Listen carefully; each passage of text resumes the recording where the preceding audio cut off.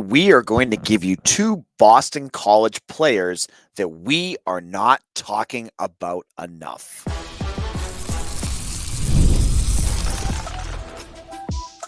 You are Locked On Boston College, your daily podcast on the Boston College Eagles. Part of the Locked On Podcast Network, your team every day. Hello, everyone, and welcome. This is Locked On Boston College. I'm your host, AJ Black, your team every day. Today's show is brought to you by FanDuel. Now through September 22nd, all FanDuel customers can bet $5 and get a 3-week free trial of NFL Sunday Ticket from YouTube and YouTube TV. Visit FanDuel.com/lockedon to get yourself started. Today, we're going to give you two overlooked players. We've talked a lot about certain players, but these are two names we really haven't hit upon, and I think they're going to be important for Boston College this season. I'm going to give you an update on the offensive line and give you a little bit more of my feel on where things are standing there with the play that they have been putting up. And given what we've seen with only a couple more practices left of summer camp, is this changing my expectations for this season? I'll give you my thoughts in the final segment. Jam-packed episode. Let's jump right into it. On Monday, it was media day at Fish Field House for Boston College reporters. I was there.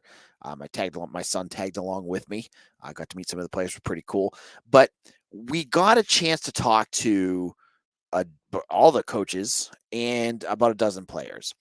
And there were two names that have been coming up more and more that I feel like are not priorities when we talk about this Boston College football team.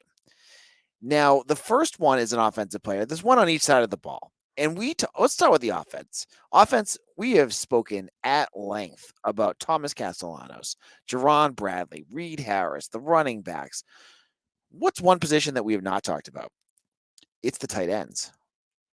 Kamari Morales, I think, is having a good camp, first of all, but is not someone we have brought up enough. Because I think his play could be critical to the success of the team this year. He's going to play a multifaceted role that's going to be so important, as most tight ends do. First of all, he's got to be able to set the edges and block for that run game. Because as much as we want to see more passing on this team, you have to know that at this point, they're going to run the ball a lot. They have two good running backs, a third with Turbo Richards if he's ready to play. You need everybody to block. And your offense in your tight ends, that's what they do. Lots of fans love to talk about guys like Hunter Long and even going to the NFL, Travis Kelce or Gronk, and they love to see the big catches. And yes, that's always a great thing to have from your tight ends. But you asked Rob Gronkowski, I've heard him say in interviews, what was one of his favorite things to do is to block. They need to block. It's a critical part. They're basically your sixth offensive lineman. So Kamari Morales is going to play a critical part in this because his blocking is going to be able to dictate how this running game is going to go. Then you flip it. As I just said, the pass game isn't going to be important. Well, it is important. And his role is going to be super important because this is going to be Boston College's first legitimate passing tight end that they've had since Hunter Long. You had Trey Berry, who would have been it, but he was hurt all the time. I think he only played a couple games and he was gone. Same thing with George Takis for the last 2 years. And George Takis was not a pass-catching tight end. They tried to fit him into being a pass-catching tight end, but that was not what his original comfort level was at. He was a blocking tight end. Morales, if you have not heard his story, he came from UNC where he has the record in their historical records now for the most receiving tight ends catches by a tight end in school history. This guy can catch the ball, and this is going to be a very valuable asset for Thomas Castellanos in this passing game, something he did not have last year. This is not a knock at Jeremiah Franklin, but Morales is a very different type of tight end who is, I think, going to be a much more valuable pass catcher than maybe Franklin was last year. He's going to be a major. He's going to have a big role there, And that's going to be something that's going to really change the tenor of this offense. And something we really haven't talked about. I mean, we all love talking about Jerron Bradley and Reed Harris and all these other guys, but it's really the play of Kamari Morales, I think, that's going to be a critical key going into this season. We'll talk more about how he does after I see his scrimmage tomorrow. I think we'll get to see a little bit more of him. The other player is on the defensive side of the ball. And this was someone I asked Bill O'Brien about on Saturday at the press conference. There's one guy on the defense that I've watched that has stepped up his game, and he has not got the accolades. I mean, I've crowed about Neto Ekpala and how good he looks, and Max Tucker. We had a whole show on Max Tucker yesterday, right? I got to tell you, Sed McConnell, out of the transfer from Illinois, an interior defensive tackle, has looked really good this camp. He's looked very good. And I asked Bill O'Brien about it because I remember watching him in the spring, and I was like, he was one of the guys that I think O'Brien's staff was constantly pulling out and be like, "What are you doing?" Blah blah blah blah blah. It looks like a complete 180 from what I've seen in the spring to now. And I asked O'Brien about it, and Bill said that he has seen so much development out of him in the last 3 or 4 months, both physically and mentally, and how he's approaching the game, and he's very impressed with him. That matches up completely with what I've seen on the field, where he is making plays. This is a guy that going into this summer, I did not think would have a role on this. Like, even if he had a role, I didn't expect him to do much. My thoughts on Sed McConnell have completely changed because he looks locked in. And this is going to be I use the word asset, and I don't know if that's the right term I want to use for a football team, but I'm going to keep rolling with it because this is my show and I can say what I want. He's going to be a valuable asset on that defense. You have George Rooks and Cam Horsley in the middle. Those are your starters, but you need depth. You need guys that can roll in and come in for specific packages. And I'm not sure how they're going to use McConnell in those packages. I sense maybe more for the pass rush, but who knows? But he could be a guy that you're going to see more of. I would put him right up there. Like the twos with Quan Williams and Sed McConnell are going to be your twos that are going to come in. And I think both of those guys are going to see snaps this year. And so I look at Sed McConnell, and, I think people just don't know much about him. And so it was really interesting to get to talk to him today at the media day. They brought him in, and some of the media people I don't think even really knew much about him. I was really pumped because this is a guy no one really knows much about. Hasn't really got the accolades that Jerron Bradley or Cameron Martinez or Ryan Turner did, where these are bigger name transfers. And he's quietly put together a camp that's going to really open some eyes and I think earn him snaps come this fall.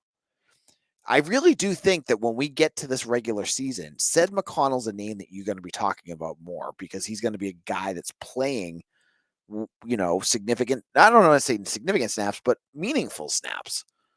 And so, when you're looking at this defensive depth, he is going to be a key factor. And he's someone we really haven't talked all that much about, but has really impressed the coaching staff and has, from my perspective, what I've seen, I've been impressed watching him play.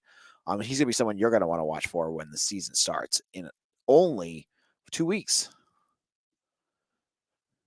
Now, in a moment, that question that everyone wants to know about. How's that offensive line going, AJ?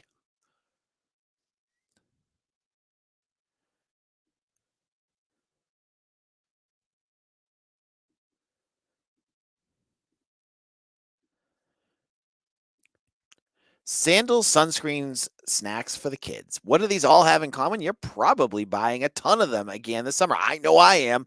My kids just go through that stuff like it's water. But don't stress about the cost. Use Ibotta and get cash back on all of your purchases when you stock up on all your summer essentials. Ibotta is a free app that lets you earn cash back every time you shop. Earn on hundreds of items from groceries to beauty supplies and even toys, so you can make sure you're beating inflation no matter what you're purchasing. You can save on over 2,400 brands and shop at over 1,000 retailers, including your favorite grocery stores, Lowe's, Macy's, Sephora, Best Buy, and more. Right now, Ibotta is offering our listeners $5 for just trying Ibotta by using the code LOCKEDONCollege when you register. Just go to the App Store or Google Play and download the free Ibotta app to start earning cash back and use code LOCKEDONCollege. That's IBOTTA in the app Google Play or App Store and use code LOCKEDONCollege.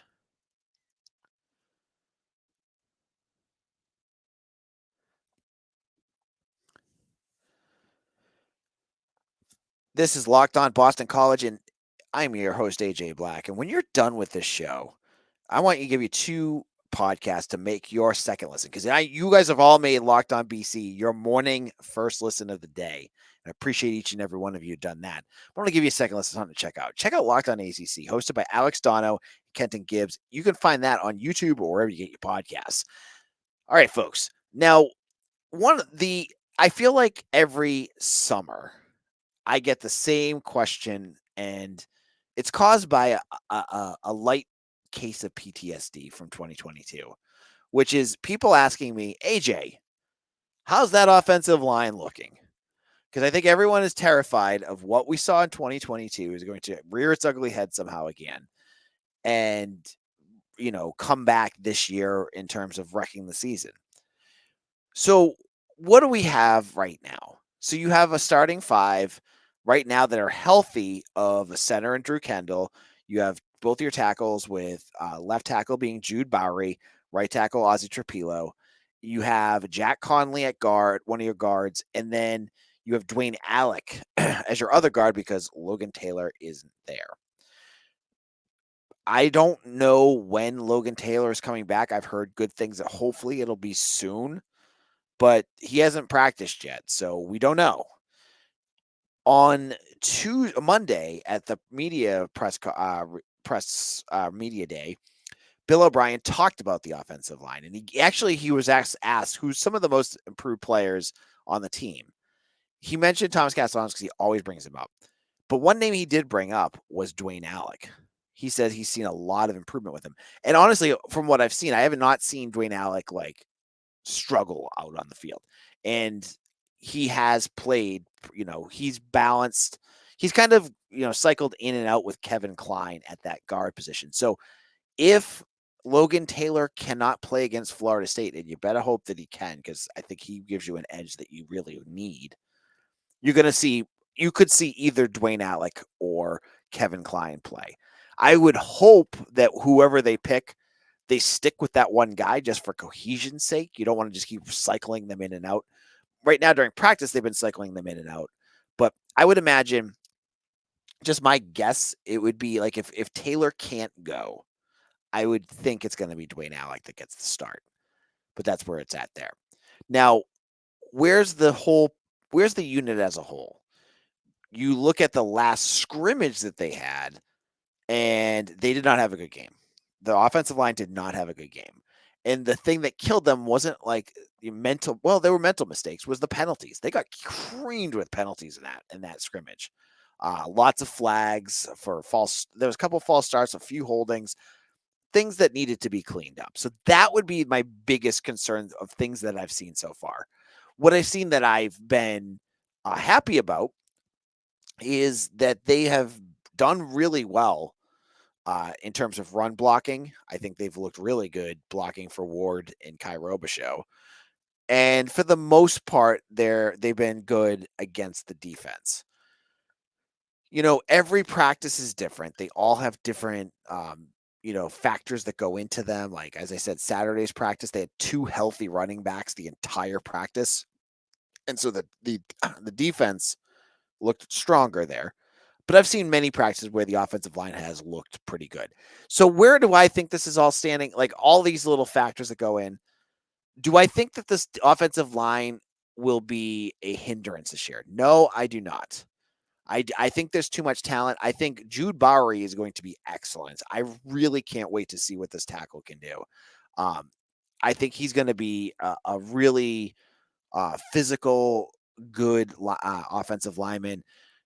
He's a name that pops up a lot, not even provoked by the media. When you ask like Ozzy Trapilo, I talked to Ozzy today, and Trapilo, excuse me, and he brought up Jude Bowry, and O'Brien brought up Jude Bowry. This is a kid that's going to be the next big offensive lineman for BC in terms of like draft stock. I truly believe that.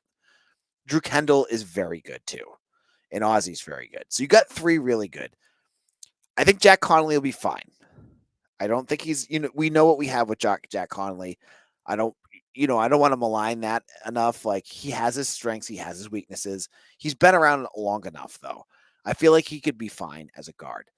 And the combination, like the offensive line, I think would be good with Logan Taylor there and healthy. I think they'll be fine with Dwayne Alec or Kevin Klein there. So I think they're going to be okay. I don't think, like, if you're looking at a position that's like, what's going to be the Achilles heel of Boston College this year? I don't expect it to be the offensive line. I feel like they're going to be solid.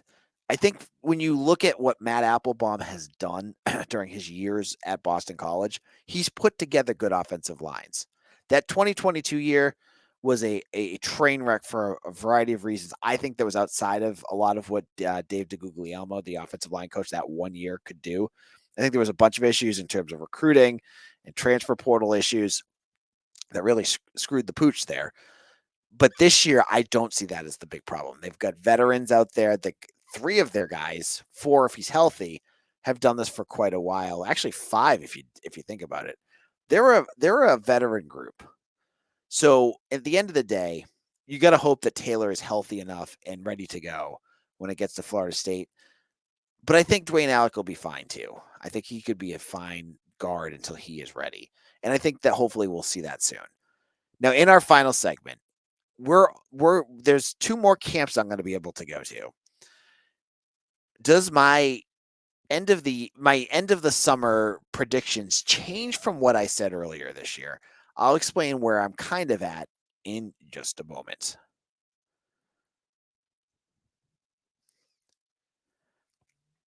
You've heard us talk a lot about FanDuel, America's #1 sports book. Well, we have something a little different for you. Now through September 22nd, all FanDuel customers can bet $5 and get a 3-week free trial of NFL Sunday Ticket from YouTube and YouTube TV.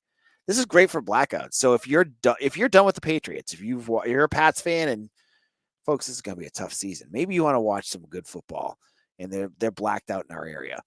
Then with the YouTube base TV plan, you'll be able to watch every regular season Sunday afternoon out of market game. All you need is a Google account and a current form of payment, and you can cancel anytime. Just visit fanduel.com/lockedoncollege, /locked on to download America's #1 sportsbook. Locked On College Football is back, and the Locked On College Football podcast kicks off the action with a live season preview at 7 p.m. Eastern on Tuesday, August 20th on the Locked On College 24/7 streaming YouTube channel. This 4-part series covers each of the 4 major conferences with with discussions on the ACC, the Big 10, the Big 12, and SEC teams, and how their shots look for the college football playoffs. Hey, BC may not be in the college football hunt, but they're going to talk about a lot of the competitors and teams that they're going to play against. So make sure to check out this special streaming on Locked On College's 24/7 YouTube channel or on Amazon Fire TV, part of the Locked On Podcast Network. Your team every day. This is Locked On Boston College, AJ Black. Thank you for all my everydayers out there. I had to say, in the last week, I met a bunch of the guys from the Gridiron Club, for BC's Gridiron Club, and at least 2 or 3 of you guys, and hopefully you're listening because you said it. They're like, "Hey, AJ, I'm an everydayer." I love that this term is stuck, and you guys rock. And if you want to get even more, we have our Eagles Nest subtext program. I've been sending out videos. I sent out a 7-minute video the other day about questions you guys had. I'm going to do another one after scrimmage tomorrow. I answer questions. I do mailbags for you guys. Join up. It's in the show notes. Sign up today. It's a really cool thing. And right now, we have a few more guest promos where you can get it free, obligation free, until the end of the football season. So give it a spin. I think you'll like it. So we're now 14 practices in. There's only a few more to go. There's a scrimmage tomorrow or today, if you're listening on Tuesday. After watching enough of this team, people might want to know, like, AJ, you've been there enough. We don't get to see it. Have you changed your expectations of this team? So I'll give you my prediction I gave back in, I think, spring with Mitch. I had him at 7-5. Do I think BC will be better than 7-5? So I'm having a hard time with this because I want to go to say that they're 8-4, but I still look at the schedule and say, I haven't seen enough to say that this team is better than 7-5 and maybe win an eighth game at a bowl game. So I look at like what they've improved in. What really has stood out to me about this team is the improvement on the defense. I think Tim Lewis and Bill O'Brien have done a nice job of getting this defense at a level that they were not at last year. They're going to be aggressive. They're going to be much more disciplined. They're going to not get thrashed like they did for large portions of last season. I think that is going to be a major helping point for this team to improve. I like the offense. I've seen enough out of Castellanos, minus the Saturday scrimmage Saturday practice where he did not look good. I've seen enough where he has looked good that I think the offense will be fine again. I am like right on the edge of saying that they could win 8 games this year. I think 7 is realistic though. And I still believe that this team is good enough and scrappy enough that they're going to surprise a team that's they're not expected to beat. And I know they're going to be underdogs. And so like, I'm not going to say like Syracuse because I don't care that they're underdogs against Syracuse right now. I don't believe in Syracuse at all. I am saying a team like Florida State, a team like Missouri, a team like UNC or Louisville, or a good team. They've got good teams on their schedules. They're going to catch one of these teams napping. They're a disciplined team that's well coached and has enough talent, I think, to win one of those games. And, if you were to ask me which team I think is most likely, I would say a team like UNC probably, but it could happen anywhere. I think this team is going to be surprisingly fun to watch. I think they're going to shock more people than you would expect. And as Bill O'Brien gets this team going, they're going to do some things that maybe you don't expect. But right now, I'm not changing my prediction from 7-5. I can't do it right now. I got to watch them on the field against a team that's not wearing maroon and gold, which kind of Florida State wears, but they'd call it garnet and something else. Side point. All right, we'll be back tomorrow. Tuesday is scrimmage number 2. I think it's probably going to be their last scrimmage of the summer. I'll be there. I will give you all my notes from what I saw, who wins, what group looked the strongest, any names that stand out, anything that you need to know. You're going to find it here at Locked On Boston College. So make sure you hit that like and subscribe button. Follow me on Twitter at AJBlack247. Check out my written work at BC Eagle Insider. And thank you all who have made us your first listen every day. Love each and every one of you. We'll be back again tomorrow for yet another episode. We're a daily Boston College podcast, the only one out there. We'll be back again tomorrow for another episode of Locked On Boston College, your team every day.